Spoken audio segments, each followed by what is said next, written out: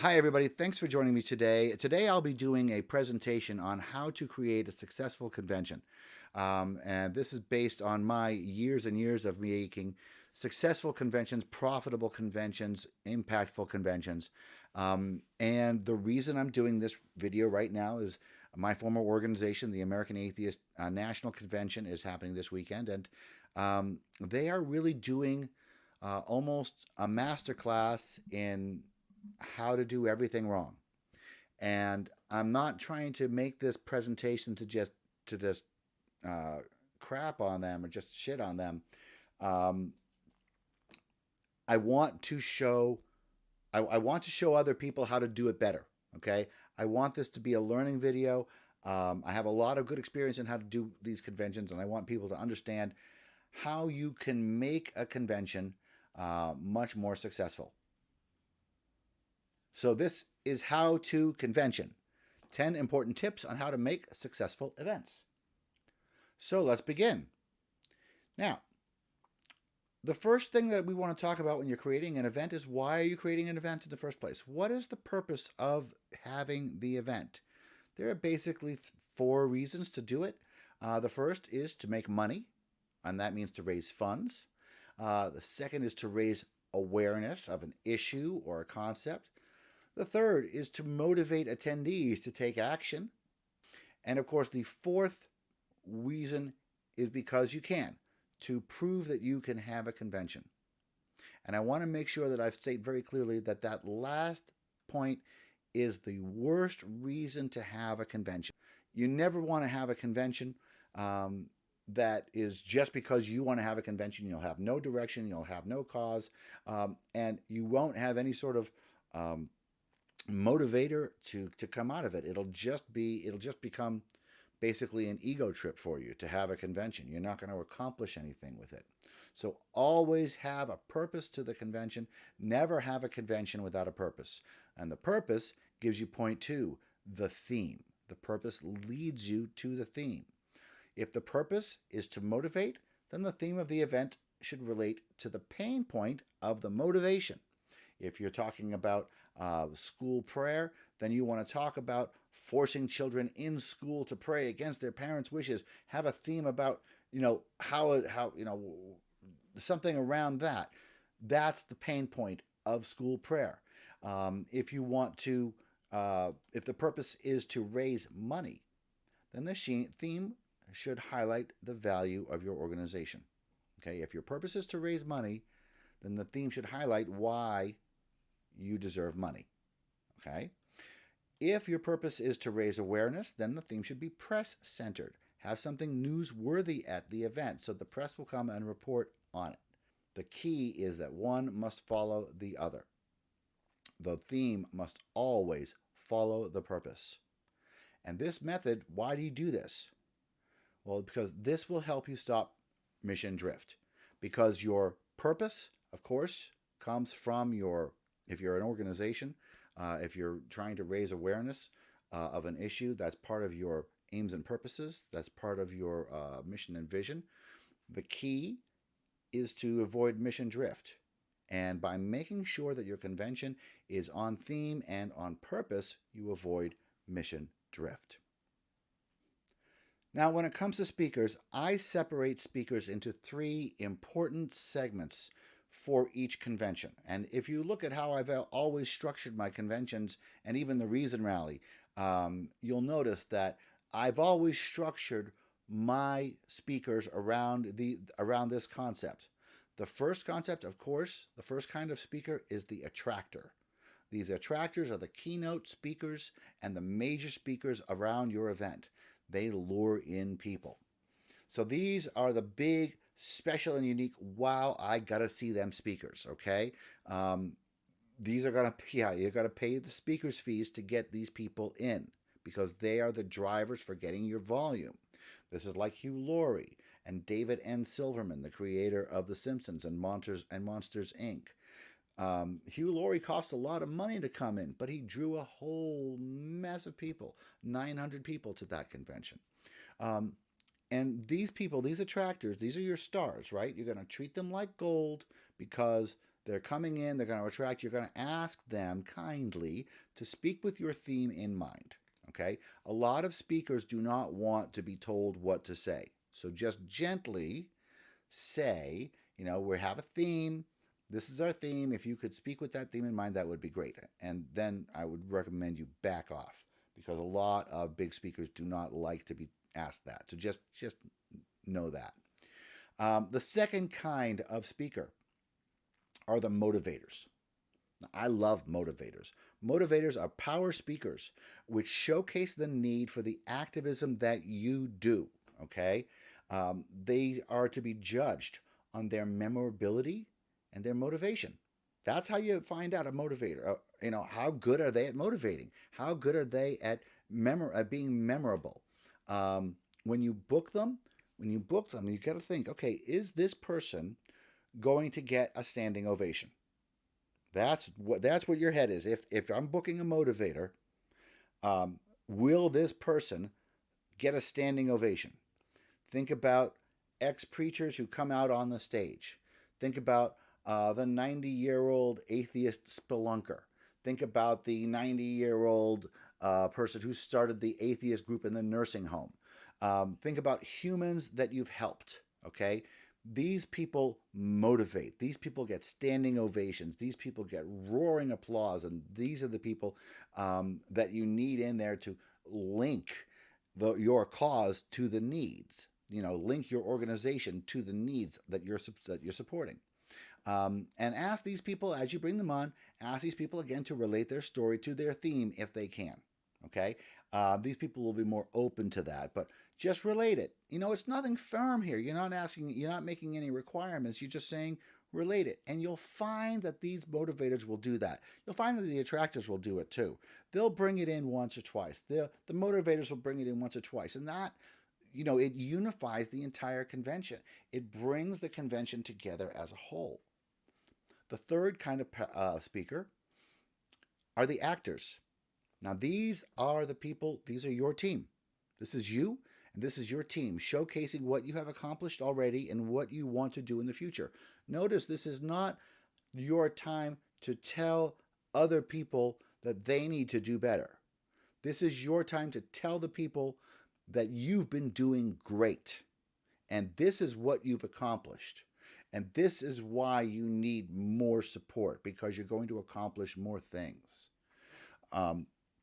Volunteers with heart stories. Those are great. Big picture and local presentation. So you're going to have your actors are going to be giving the big picture, but they're also going to have local presentations, but they're all going to be around your presentation and your theme. And they are going to ooze confidence and competence. And all will address the theme in some way. Because they're on your team, you can make them do this. They will be directed to address the theme in some way in their presentation. Major actors, the presidents, and the department heads will speak directly to the theme of the convention. Must not happen. There's one must not, okay? When you're getting a whole bunch of people on your team and you're peppering your team throughout your convention, don't let them overlap. Okay, don't let them both say the same thing. Don't let them both overlap, and don't let them one set up the other and the other not pay it off. Okay, you must show coordination. You must show competence. If it looks unstructured, if it is unstructured, it'll look it and it'll make you look foolish. A couple extra notes. Entertainers and other bonding is a must. I'm going to get into fun later on, but also diversity of speakers. Look, the reason that you have the theme is because you want to stay on track. Diversity of speakers is not about color. It's about point of view. You should have diversity of speakers at the largest level of diversity that you can, politically, economically, and yes, racially, and all the others as well. But if you're an atheist organization, you need to have conservatives up there too. If your target is to create an atheist event, you should serve all atheists. If your target is to create an LGBT event, you should address all LGBT people. You should stay on topic, and you should have the broadest possible diverse base. Representation matters. People will come to hear people like themselves, not just as far as color, but as far as political views as well. And let's talk a little bit about timing. Now, when you're talking about timing, you have to understand that timing is absolutely imperative, okay? Timely announcements of keynote speakers and final schedules are essential to convey competence and organization, implying a good event. You cannot imply a good event if you don't have a decent timing. If you don't have your schedule out on time, if you don't have your keynote speakers announced in a decent amount of time, you're not implying any sort of quality.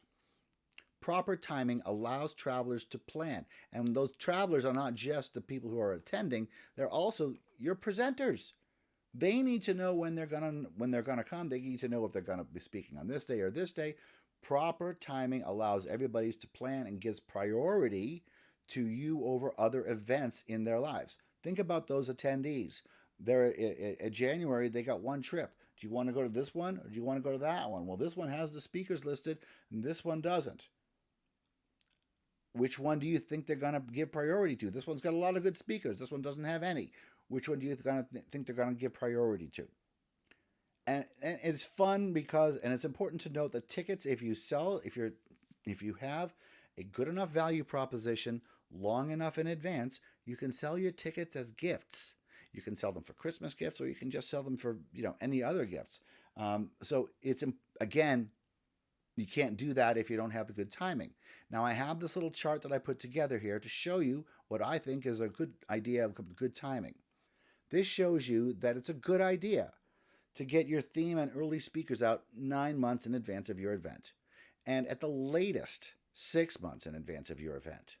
You should get your speakers list out 6 months in advance of your event, ideally at the latest 3 months in advance, so that people can plan for their events. Do you want to go see this event or not? Your full schedule needs to be out at least 1 month in advance. Better is 3 months in advance, but at least 1 month in advance so people can book their tickets. As you can see, I've listed out what American Atheist Convention this year did. They didn't, and as you can see, they slacked, okay? And I want you to see it. And I'm not putting this here to complain about them. There's cause and effect here, okay? They didn't come out with a speakers list until about a month before the event, and they didn't come out with a schedule until the week of the event, or the week before the event. And I'm going to show you how their lack of strategy and their lack of timing is killing their convention. I'm going to show you how. I took a little trip over to the National Convention for FFRF again, and I just wanted to show you this. Their convention is October 13th and 15th, so it's more than 6 months away right now. But if you go down, look what they've got already, all right? They've got 6 months ahead. Plenty of time, just like my schedule, ahead of time. They've got Liz Winstead, an obvious headliner, coming on. They've got 1, 2, 3, 4, 5, 6 other people coming, including 2 state reps. These people are authors, and look at these people sound relevant. And this is 6 months away. Does this not appear competent to you? Does this not appear to you that the FFRF has their shit together 6 months in advance, with state representatives coming, authors coming, and Liz Winstead, a famous person, coming well more than 6 months in advance? That tells me these people, and I got to tell you, okay, I have no love for some of the people at FFRF, and they have no love for me. But this is competent, right? This tells you competent. Now imagine a month before the event having no speakers listed. Imagine the difference there. Imagine the difference in what you're thinking. Imagine the difference in whether or not you'll spend money to go to one event versus another. Internet publicity. Now, when it comes to publicity, you just have to know that it's up to you to create the buzz around your event. You can't depend on the speakers and attendees to do it. You have to start early. You don't stop, and you use a short hashtag. The script, and yes, again, American Atheists really fell flat on there. They were not doing any publicity at all for a while. And the descriptions must be colorful and motivational.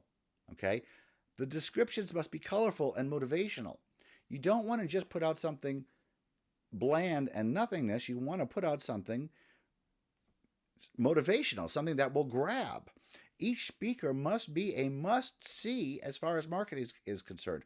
Marketing needs to be really, really happy about these speakers, and they have to know that. The question is, your speakers will reflect you, okay? If you can't be excited about why they are on stage, neither will your client base. And that, in turn, will reflect badly on you, okay? For example, look at this. Now, this is somebody named Ricky Brock. I don't know this person, and I have no idea if he's a good speaker or a bad speaker. I have no idea who he is, okay? I know has 470,000 TikTok followers as Captain Dadpool. Now, look at this tweet. Will speak on the main stage. Last year, he wowed us with his personal story and biblical knowledge. Come find out what he has in store for us in Phoenix. This was put out just a few days ago. Do you think anybody is going to come because they say, wow, somebody who had a personal story and biblical knowledge last year is coming? I don't know what he's going to say this year, so now I'm going to change my plans and come. Do you think anybody would? Look, this person should be saying, this year we're going to talk about X, Y, Z. It's going to be an action-packed presentation. He has specific knowledge about this. This is a brief summary of what he's going to say. It's going to be relevant. It's going to be pertinent, and it's going to wow you. You better be there or you'll miss it. That's what this should say. Now, I don't know if it's like this because Ricky sent in his great whiz-bang summary and they didn't print it, or if they didn't ask for it, or if he sent it. I don't know. All I know is this is not going to sell a single ticket. Publicity in the press, in local press, leads to a lot of new members from outside the movement because they're not in the movement looking at what we're looking at. They're looking at their local press. They're atheists. So especially in the local area, using local press is a great way to get walk-ins into your convention. Local religion editors in smaller papers are usually very easy gets. Why? Because they don't have a lot to do. Okay, and they're always looking for an issue. They're always looking for a story, and this is a good story. An atheist event or something like that coming to their convention is a good story. They'll talk about it. So what do? You plan an event for them. This is a pre-event event. Okay, you have a debate or other newsworthy event like 3 to 7 days before the convention. You invite the press and you let them know that you will serve shrimp and wine. Okay, they love shrimp and they love wine, and that's when the press comes. And they will come to your event to eat your shrimp and wine. And they will write an obligatory thing, okay? And that obligatory thing, those articles, will advertise the event that's coming up. Okay, so you have an event the week before, 5 to 7 days before. They write an article about the last event because they were there to eat your shrimp and wine. And what do they write about? Well, they write about the upcoming event that you are hosting. Let me show you. This is an article that was on the Daily Beast. Are Atheists the New Mormons? This is an article that was written because when we were in Salt Lake City, let me just hit to the next one. When we were in Salt Lake City, we hosted a public panel that brought together the American Atheist president, me, and an ex-Mormon writer and 2 BYU professors. Okay, that's what we did. It was an open just a talk a week before, and we offered shrimp and wine to the press. They came and they wrote this nice article, but it also has a great link to us and it advertises our upcoming convention. So they're holding our national convention in Salt Lake City, and things are surprisingly cordial. So we had this really nice press hit because we had a pre-event event and brought in the local press. Number 7, entertainment matters. And I feel very strongly about this, okay? Because I experienced it. When I came to this convention, when I came to the movement, the atheist movement in 96 or something. The reason that I bonded with the movement was because I bonded to the people, okay? Conventions need to be fun because fun bonds people, and bonded people come back next year to have more fun with the people with whom they've bonded. So you need to have this entertainment factor there. You need to provide this to happen. That's done with live bands. That's done with live comedy. That's pub crawls with unified t-shirts. So everybody gets this really ugly orange t-shirt so you can see each other in the pubs and hang out at the pubs. And of course, I'm just lean over here a little bit. The hotel bar. Now the hotel needs to be chosen so that to make sure that it's conducive to people hanging out and having a good time drinking. It's going to happen, and you shouldn't stop it from happening. You should allow it to happen because it is how people love your event. Fun matters. Fun matters. Yes, safety matters, but fun also matters. And when you have, so we have to talk just a little bit about codes of conduct because they do have their place, okay? Basic codes of conduct are reasonable, but it is not the responsibility of the convention to babysit, judge, or persecute basic interactions between adults, okay? People are responsible for their own drinking, people are responsible for their own acting, and people are responsible for how they behave to each other, not the convention. Nor is it their responsibility to protect attendees from normal, legal, but unpleasant moments that might occur when people drink and flirt, okay? There has to be a level of get over it. Sometimes the problem is the complainers, okay? And bending the knee to the complainers makes you have these huge, really, really foreboding codes of conduct that are not, they're declarations that it's not where fun happens, okay? So you're bending the knee to the people who complain instead of bending the knee to the people who come for fun. And size matters. So I'm just going to pause here and look at this, okay? I wanted you to see this. This is the 2013 American Atheist National Convention. This is the 2023 American Atheist National Convention. This is 1,300 people. This is 13 people. This picture is the president of American Atheists giving a speech to 13 people. There's another picture where there's 16 people in it. But remember when I told you that I was showing you that chart of why American atheists falling down and not doing those things? I said there was ramifications. This is the ramification. And this is not okay. Okay, size matters. And this is poison to a convention. Generally, a small convention is a failed event. You have wasted your time, your energy, and your staff's energy, and your staff's time. And you have highlighted that you are unpopular. You have highlighted that you're ineffective and unworthy of donations. You're like putting up a "don't donate to me" sign. No serious bonding can happen because small conventions aren't fun. Look at those people here. Look at these people. You know what they're going to do tonight? They're going to go to bed. They're going to go to bed. They'll see a comedian, and that's nice, and then they'll go to bed because there's not a critical mass for a fun time. They'll sleep, and they will forget. So you're not going to have any serious bonding, and you've lost money. Yes, you've lost money. So I wanted to talk about money just a bit. The rule of thumb, my rule of thumb, is that 300 attendees is break even. Why is that? And it's more if you have a keynote speaker. If you have an expensive keynote speaker, it's going to be more than 300. Could be 400 or 500. But normally, 300 is the reason. And I'll tell you why. Because attendees means they stay overnight in a hotel. Those are room nights. When you have a lot of room nights, the hotel will give you your meeting space for free. So if you get to this critical level, 300 people, you cross a threshold, and then your hotel costs go down.